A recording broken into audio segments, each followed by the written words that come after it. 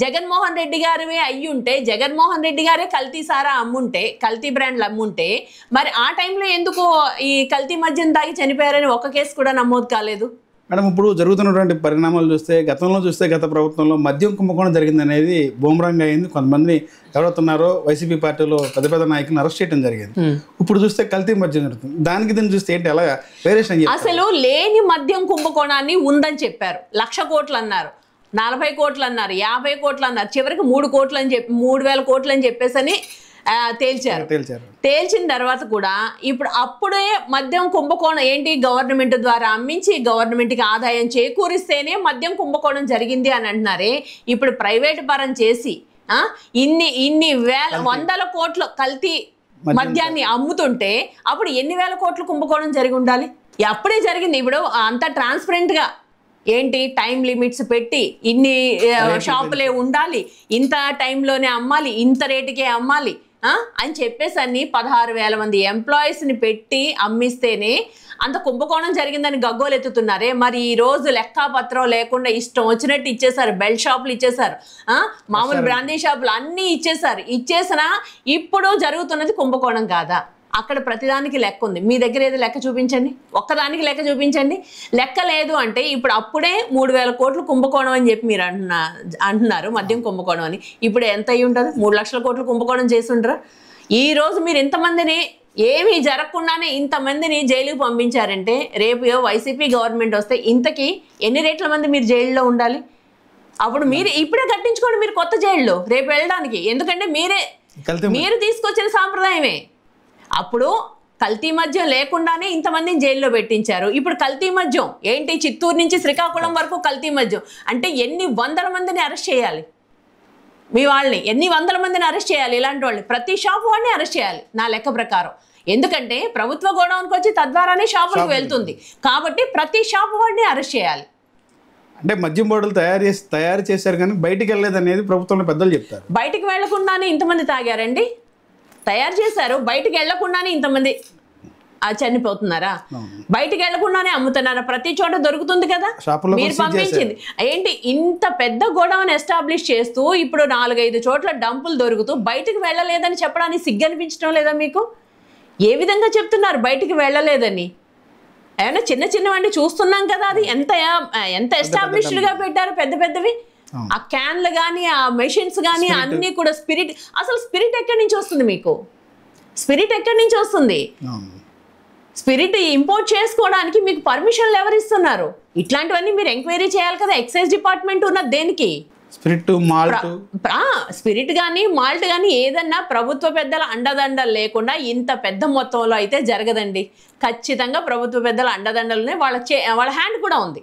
ఇప్పుడు రాష్ట్రంలో జరుగుతుంటే ఈ కల్తీ మద్యం సంబంధించి న్యాయస్థానంలో ఏమైనా సుమోటోగా స్వీకరించే అవకాశం ఉందంటారా ఈ ఉన్న పరిస్థితిని బట్టి? స్వీకరించాలి న్యాయస్థానాలు. ఎందుకంటే ప్రజల మానపానానికి రక్షణ కల్పించాలి కాబట్టి వాళ్ళకి ఇబ్బంది కలుగుతుంది కాబట్టి నా ఉద్దేశం ప్రకారం ఖచ్చితంగా కోర్టులు అయితే సుమోటోగా స్వీకరించాలి. ఇది చిన్న విషయం కాదు.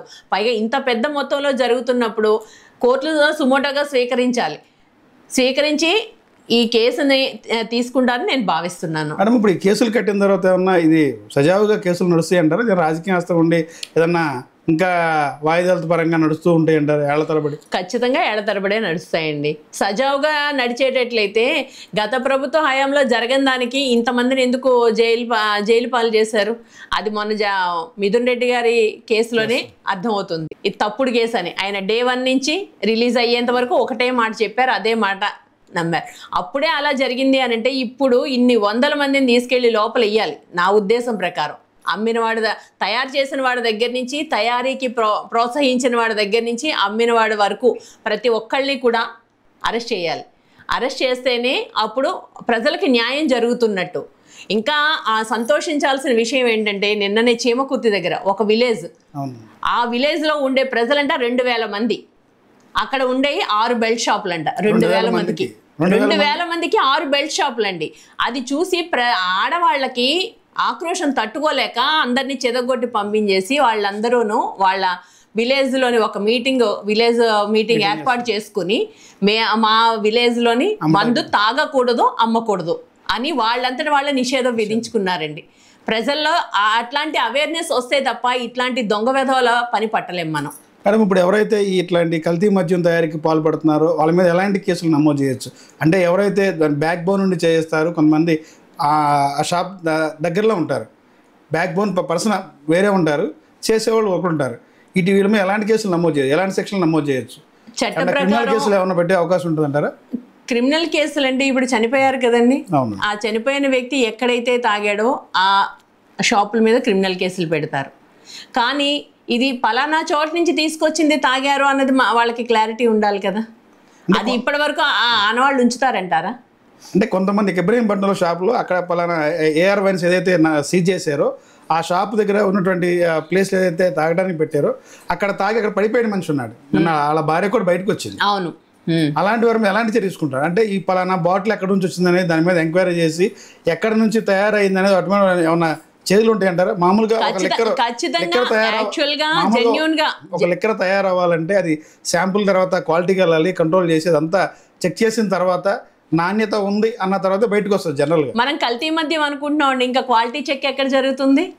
క్వాలిటీ చెక్ చేసే అవకాశమే లేదు కదా. మేము తయారు చేస్తున్నాం, అమ్ముతున్నాం, మీరు తాగండి, మీకు కావాల్సింది మందు, అది మేము అమ్ముతున్నాం. అది కల్తీది అయితే మీకెందుకు, ఒరిజినల్ అయితే మీకెందుకు? మీకు తక్కువకు రావాలి, మందు రావాలి అని చెప్పేసి అని అడిగారు, నేను ఇస్తానని చెప్పాను, ఇస్తున్నాను, అంతే. అంటే మీ చావు మీరు చావండి, మాకు కావాల్సింది డబ్బు, మీకు కావాల్సింది మందు, మీ చావు మీరు చావండి, మీ ప్రాణాలతో మాకేంటి? పైగా ఇంతమంది తాగుతున్నారు, ఇన్ని రకాలుగా ఇబ్బందులు పడుతున్నారు, కనీసం ప్రభుత్వ బాధ్యత తీసుకుంటుందండి? ఈ తాగి ఎన్నో రకాల జబ్బులు పాలవుతారు కదా. ఆరోగ్యశ్రీ కూడా క్యాన్సిల్ చేశారు. ఇప్పుడు పేదవాడు ఈ మద్యం తాగి ఎన్నో రకాల జబ్బులకి ఇబ్బంది పడి హాస్పిటల్కి వెళ్ళాలంటే ఆరోగ్యశ్రీ కూడా లేదు. వాడు ఎలా బతకాలండి పేదవాడు అన్నవాడు? కనీసం ఆలోచిస్తున్నారా? ప్రజల ప్రాణాలకే రక్షణ లేకుండా చేస్తున్నది ఈ ప్రభుత్వం. ఇలాంటి ప్రభుత్వాలకి ఇంకా మనం ఏం చెప్తాం చెప్పండి? ఇలాంటి ప్రభుత్వాల్లోని జెన్యూన్గా జరుగుద్ది, ఎంక్వైరీలు, కేసులు అవి జెన్యూన్గా నడుస్తాయని మనం ఎలా అనుకుంటాం? కరోనా కన్నా చాలా దారుణమైనటువంటి సిచ్యువేషన్. అవును, కల్తీ మద్యం అనేది. ఇప్పుడు కరోనా అంటే భయపడి ఆగారు, కానీ ఈ కల్తీ మద్యం అన్నదానికి అమ్మిన వాడికే మానవత్వం లేదు, తయారు చేస్తున్న వాడికి మానవత్వం లేదు. ఇంతమంది ప్రాణాలు పోతాయని నీకు తెలీదా? నీకు అసలు పర్మిషన్ లేకుండా తయారు చేయడమే తప్పు. దాన్ని నేరం అండి, అది క్షమించరాని నేరం, శిక్షార్హం అది. అలాంటిది కనీసం నీకు మనస్సాక్షి కూడా లేకుండాను దానికి మళ్ళా రివర్స్లోని గత ప్రభుత్వం వాళ్ళ మీద నెట్టడం అది ఎంతవరకు కరెక్టు? లోకేష్ గారి అజ్ఞానం ఇక్కడే మనకు అర్థమవుతుంది. ఇప్పుడు జగన్ గారి హయాం నుంచే ఉన్నాయి అన్నారు, మరి మీ గవర్నమెంట్ వచ్చి 15 నెలలు అయింది, అట్లాంటివన్నిటిని మీరు బ్యాన్ చేయాలి కదా, మీకు బాధ్యత లేదా? నిజాయితీగా మేము దాడులు చేస్తున్నాం, ఎవరైతే ఉన్న వారి మీద చర్యలు తీసుకుంటున్నాం, కేసులు పెడుతున్నాం చెప్తున్నారు. పార్టీలో ఉన్న సస్పెండ్ చేస్తామని చెప్తున్నారు లోకేష్ గారు. సస్పెన్షన్ ఎవరికి కావాలండి? పోయిన ప్రాణం ఎవరు తీసుకొచ్చిస్తారు? మీరు సస్పెండ్ చేస్తే ఎవరికి కావాలి, సస్పెండ్ చేయకపోతే ఎవరికి కావాలి? నేను అదే అంటున్నాను కదా. ఈ రోజు ఏదో ఇది వచ్చింది, బయటకు వచ్చింది కాబట్టి సస్పెండ్ చేసావు, అదేదో నువ్వు ముందే చేసి ఉండొచ్చు కదా. నీ పార్టీలో ఉన్నవాడు ఏ బిజినెస్ చేస్తున్నాడో నీకు తెలీదా? నీకు 50 కోట్లు పార్టీ ఫండ్ ఇచ్చాడంటే అతనికి ఎక్కడి నుంచి వచ్చింది డబ్బు అన్నది నీకు తెలీదా? ఆర్థిక పరిస్థితి తెలుసు కదా, అతని ఫైనాన్షియల్ స్టేటస్ తెలుసు కదా, తెలిసే కదా నువ్వు ఇస్తావు. అతని ఫైనాన్షియల్ స్టేటస్, ఆయనకి రీసోర్సెస్ ఏంటన్నది నీకు తెలియకుండా నువ్వు ఎలా ఇస్తున్నావు? నీకు అన్ని కోట్లు ఇచ్చినప్పుడు ఈ 15 నెలల కాలంలో అన్న నీకు తెలియలేదా అతను ఎట్లాంటి వాడు అన్నది? నువ్వు నిజంగా బయటపడక ముందే అతని మీద ఇలాంటి నెగిటివ్ రిపోర్ట్ ఉందని సస్పెండ్ చేస్తే ఓకే, హ్యాట్స్ ఆఫ్ లోకేష్ అని ఉండేవాళ్ళు. కానీ ఇప్పుడు బయటపడింది కాబట్టి తప్పని పరిస్థితుల్లో నువ్వు సస్పెండ్ చేసావు. నువ్వు సస్పెండ్ చేయడం కాదు, రప్పించు, అమెరికా నుంచి పిలిపించి అరెస్ట్ చేయించు. ఆఫ్రికానో అమెరికానో ఎక్కడికో పోయి ఉంటాడు కదా, తీసుకొచ్చి అరెస్ట్ చేయించు. అరెస్ట్ చేయించి ఇప్పుడు ఎక్కడికైతే వెళ్ళి ఎన్ని డంపులు అయితే ఉన్నాయో వాళ్ళందరినీ అరెస్ట్ చేయించండి, అన్నిటి మీద కేసులు పెట్టండి. ఏ చోట్లకి నకిలీ మద్యం వెళ్ళి అమ్ముతున్నారో వాళ్ళందరి ఏంటి క్యాన్సిల్ చేయండి, లైసెన్సులు క్యాన్సిల్ చేయండి, వాళ్ళ మీద కేసులు పెట్టి అరెస్ట్ చేయండి. అప్పుడు ప్రజలు నమ్ముతారు. అంతే తప్పితే ఏదో నేను నా చేతులు దులిపేసుకున్నానన్నట్టు జగన్మోహన్ రెడ్డి గారి మీద తోసేస్తే ఇది ఎంతవరకు సమంజసం? ప్రజలు హర్షిస్తారా దీన్ని? ఎంతమంది ప్రాణాలు పోయి అల్లాడిపోతున్నారండి అక్కడ. భార్యలో వాళ్ళ తాళి తెగి వాళ్ళు ఎంత ఇదిగా ఏడుస్తున్నారో అర్థమవుతుందా మీకు? సంపాదించే వ్యక్తి లేక, ఇంటికి ప్రధానంగా సంపాదించేది భర్తే కదా, అతనే లేక వాళ్ళు అల్లాడిపోతుంటే మీరేమో నాది కాదు వాళ్ళది కాదు నాది, ఇలా ఒకళ్ళ మీద ఒకళ్ళు నెట్టుకోవడం అవసరం అండి? ఇప్పుడు వాళ్ళకి మీరు చేయగలిగే మేలు ఏంటన్నది మీరు చేసి చూపించండి, అంతే తప్పితే తప్పించుకోవాలని మాత్రం ప్రయత్నించకండి.